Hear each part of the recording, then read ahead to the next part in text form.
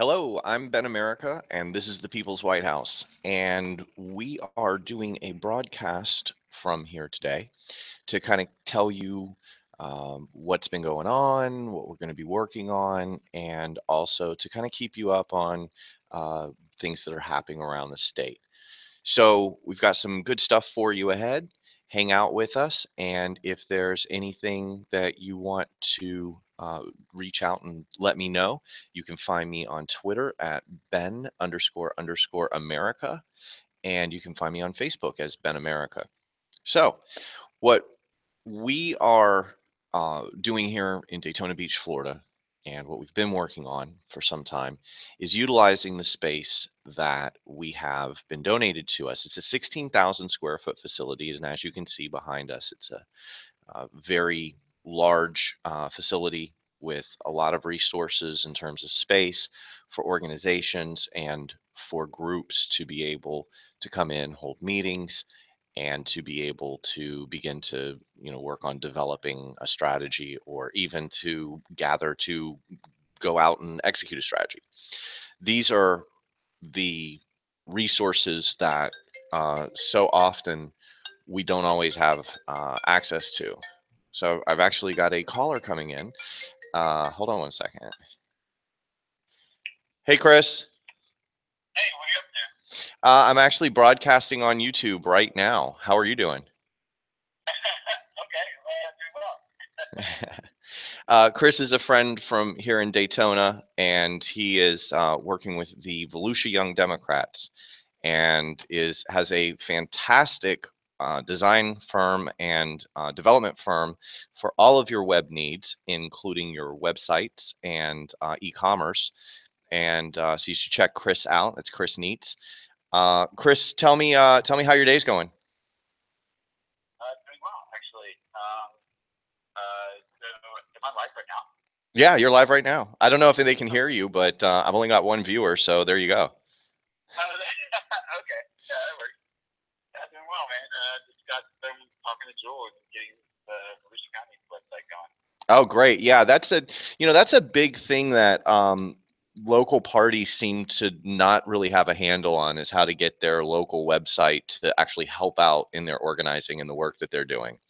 What kind I of a don't think it's just a local party thing. I think it's general uh, website issues across many organizations. That's a great point.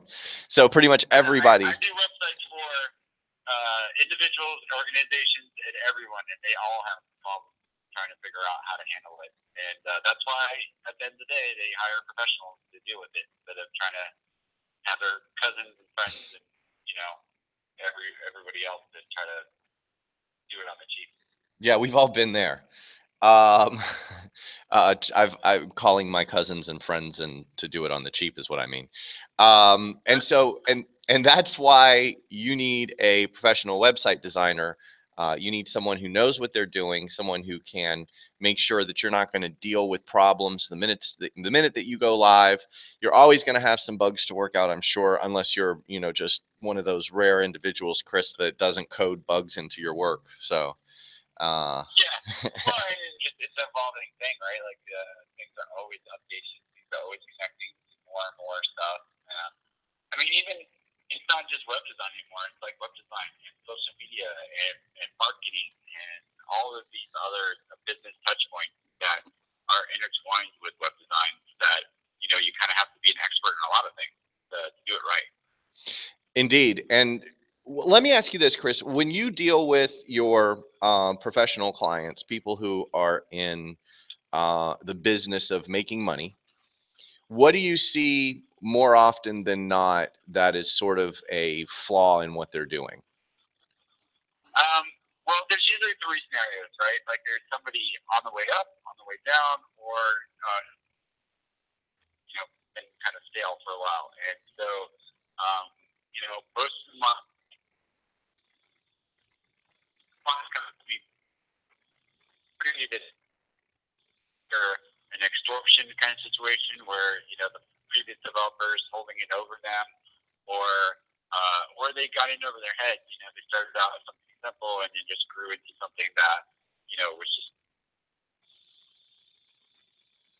that we do specifically is maintenance and getting seen and ready to be on maintenance, because look at some WordPress. WordPress, involves like security and backup and all kinds of things that we do on a regular. That doesn't even have to. That doesn't include doing updates to the sites. It just maintaining it and keeping it alive takes a lot of work. I can imagine. Well, you and I got to know each other because you were working with the Young Democrats and helping them to sort of get things rolling. The Volusia Young Democrats actually have been around. They were, weren't they Chapter of the Year this year in Florida? Maybe last year, I think. Okay. And so they, I think Jacksonville might be the Chapter of the Year now for this year.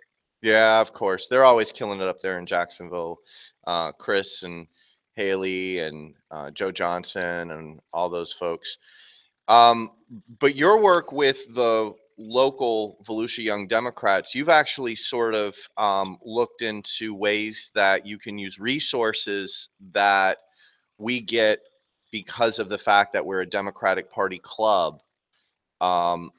Things like access to van, to start looking at how you can reach out to people who are registered voters that are between the ages of 18 and 40 that are registered Democrats. Have you all kind of come up with a strategy for going out there and grabbing those folks?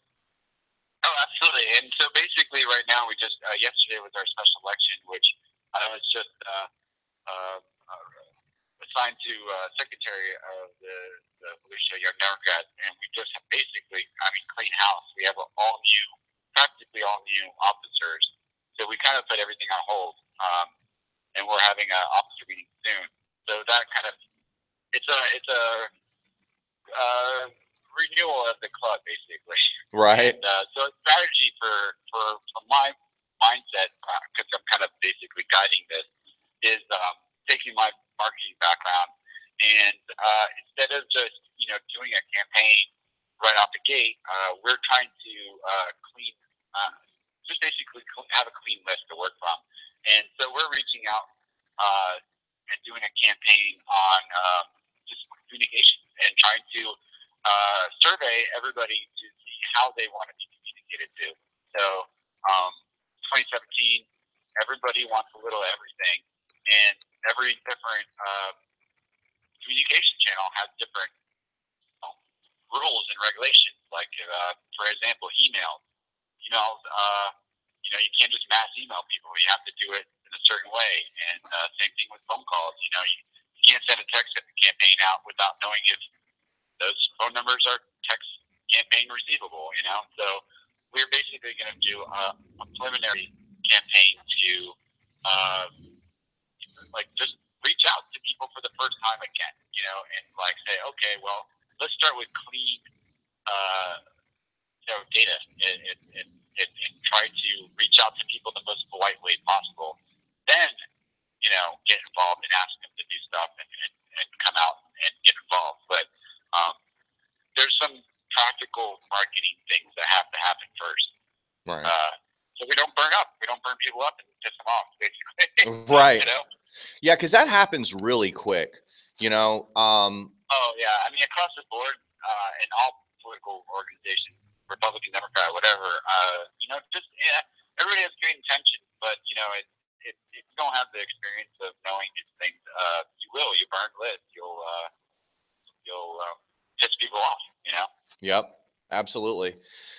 So let me ask you this. You've worked in the field of technology for a long time. There's new, when I came in 2004, social media was brand new. And one of the things that I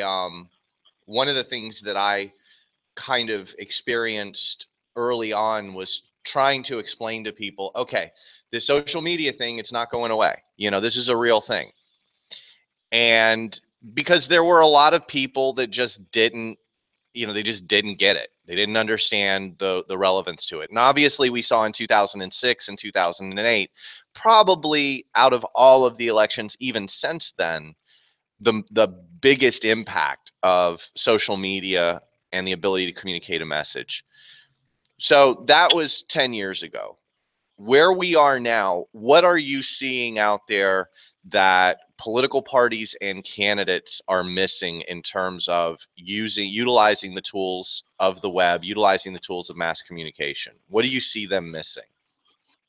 Well, I mean, so the same challenges for marketing are, I would say, are the same challenges for organizations. Everybody is looking for authenticity, right? So Mm-hmm. they want to be, appreciated. Want you to not do something just because you want something out of somebody. They want to hear authentic voice, when people approach them. And so, even though that social media is, definitely a power player in all this kind of stuff, I would dismiss traditional routes. I mean, it's basically, we did a poll for our group and it came across the board. Some people want text messages, some people want phone calls, some people, like the social media. And it's pretty much, with the small sample that we pulled from, it seemed like it was pretty much, people have their thing. And so you really got to play all the angles, Right. and it's not hard. There's some basics to it. And once you get over the hump, the problem with political organizations is turnover and the inexperienced startup, right? So everybody, I can do better than this guy, and then they start over, or they have to change a chair, or whatever reason being, they start a new plan from scratch, and they basically don't have a methods and procedures on how to do these things. They just do what the best intentions are. And there's rules. There's definitely rules the way you're supposed to approach these things. And so that's the biggest difficult, probably,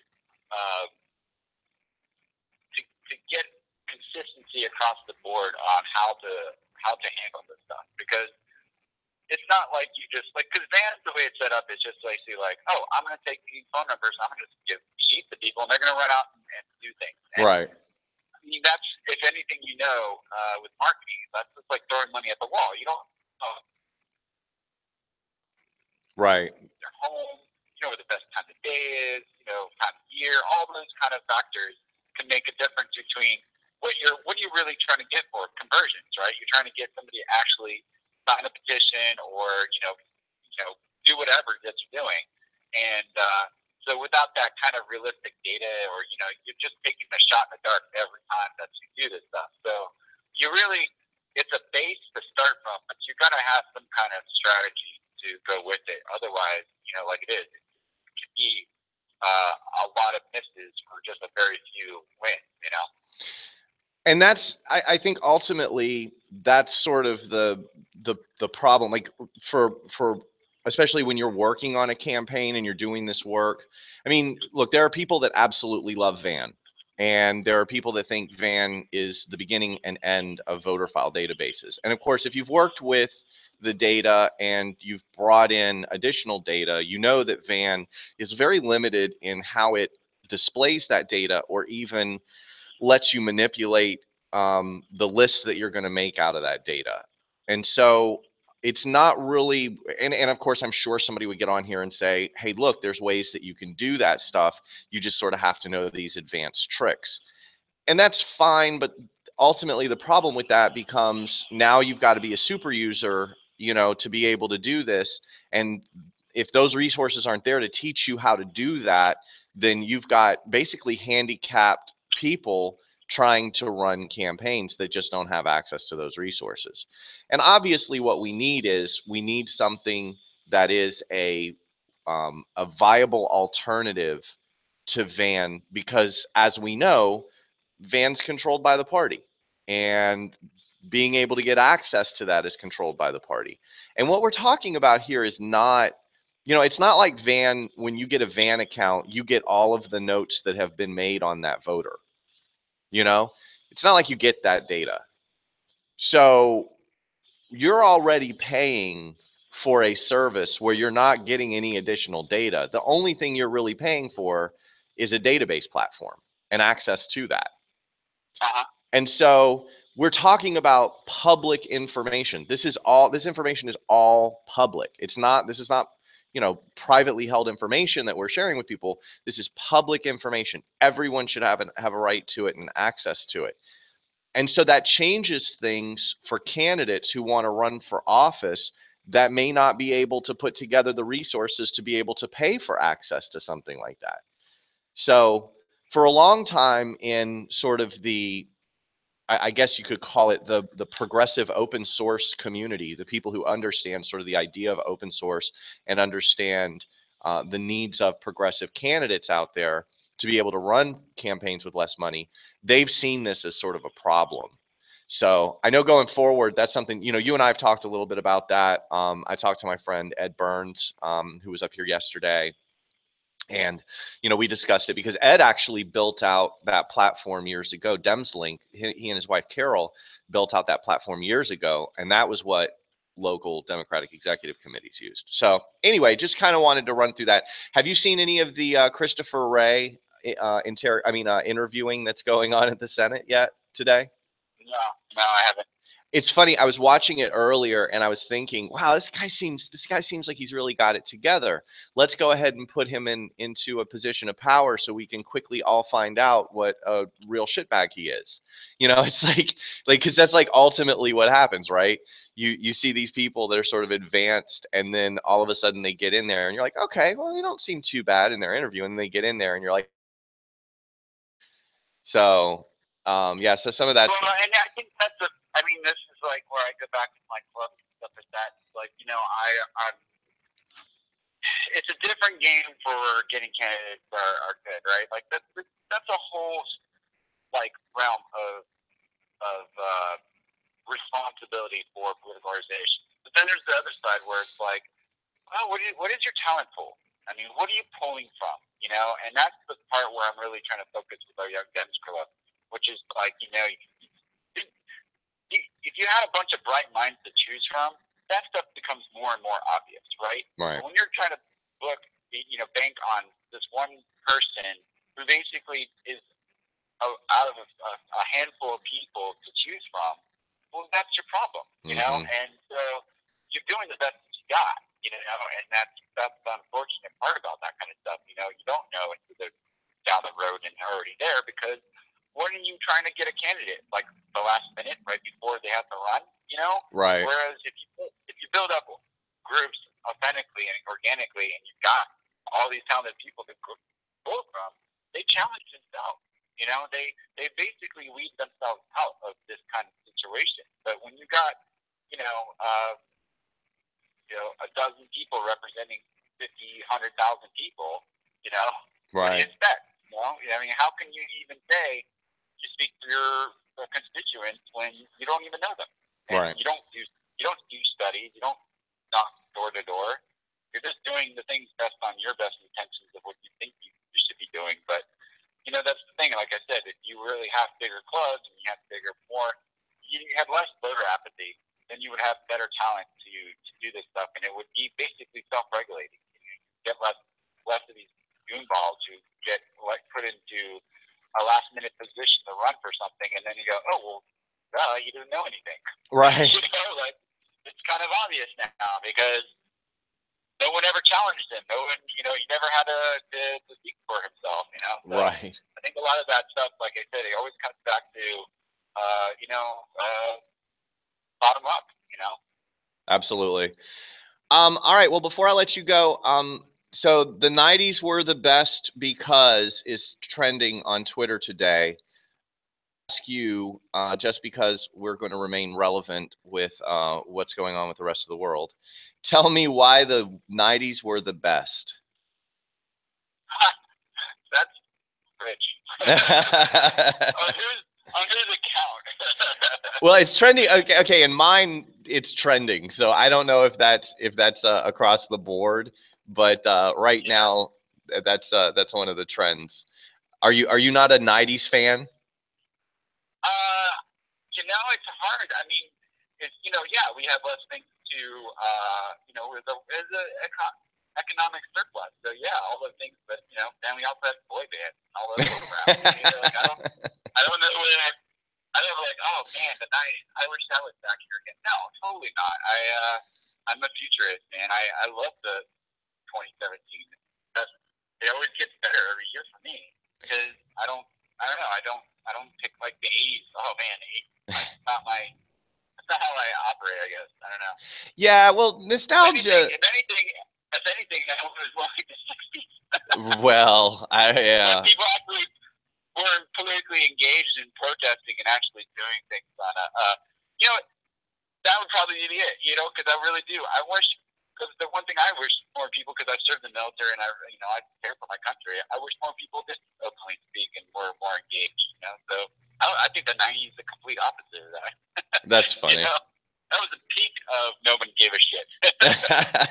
Well, okay, so yeah, I mean, so number one, nostalgia is trendy. Number two, it's funny. You say, the 90s was like the pinnacle of nobody giving a shit. And so, having been in the 90s, I can say that part of that was, I mean, it was like this, sort of reality bites kind of thing. It was just like nobody really wanted the stuff we were dealing with was stuff we really should have been past. And then towards the middle of the 90s, it was as if we got this total new wave of, the dot-com move, like the dot-com explosion. I don't want to say bubble, but the dot-com explosion. We all thought all we needed was a Cisco certification and a skateboard to take to work, and we'd be golden. So, yeah, no. I mean, that's the thing with like generalization all these decades and stuff like that. It was for some people, but then on a mass scale, it wasn't. And that's what made it why it was a bubble. Because it was just like, yeah, some people they didn't have much investment to make a .com and get off the ground, but that was like 1%. Like when you look at the majority of how the .com explosion worked, it was people who were already there doing this stuff and getting super into it. There's very few people who are just like getting rich off of like opening up a PHP SQL book and writing their own deal. I mean, it was definitely more than that. And because the '90s was a perfect example of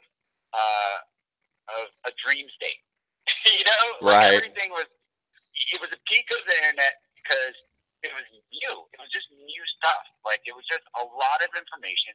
And this is what we're at now in 2017 is we're going from the information age to the conceptual age, right? Right. And the conceptual age is what do you do with all this, And that's what the thing is that's why when we're talking about these marketing things out before, like people don't need to be mass blasted anymore. No one listens to it. People want to be spoken to directly, and they want a point. Right. Get to the point.